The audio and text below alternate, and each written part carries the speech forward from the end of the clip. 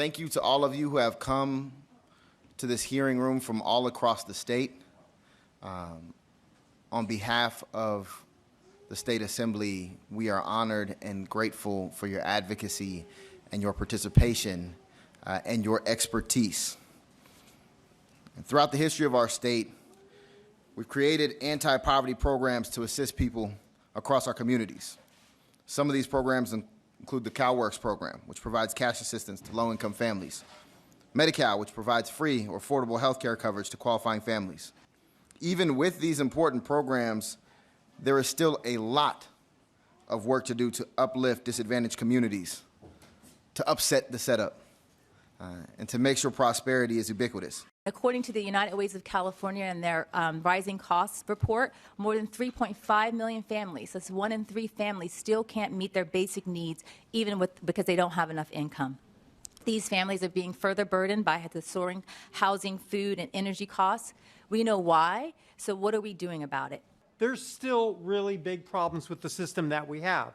The way it works is if you don't meet the work requirements that the government's imposing on you, we punish you. And the way that we punish you is we cut the amount of money that you have to live on.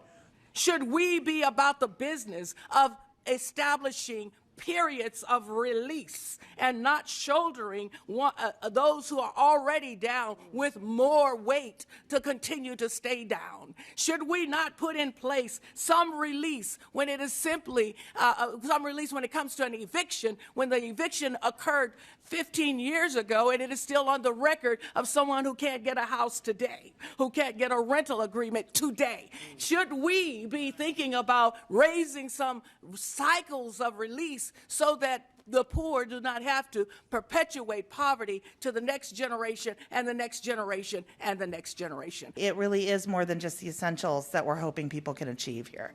We want to be able to support changing lives, helping people gain confidence, help them be empowered and not marginalized or shamed for utilizing the services and supports that are available.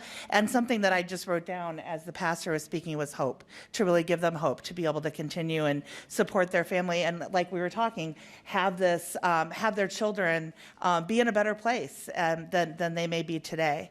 We need changes in our communities. Like my story, there are millions of other families that are struggling with similar situations. The way things are going is not working. A family shouldn't have to work 4 jobs to make ends meet. No matter how hard we work toward our goals, it seems like they get farther and farther away from us. The system is failing us. It's not that I'm failing, or my husband, or the people in my community are failing. It's the system. We need to build a new one together. Thank you.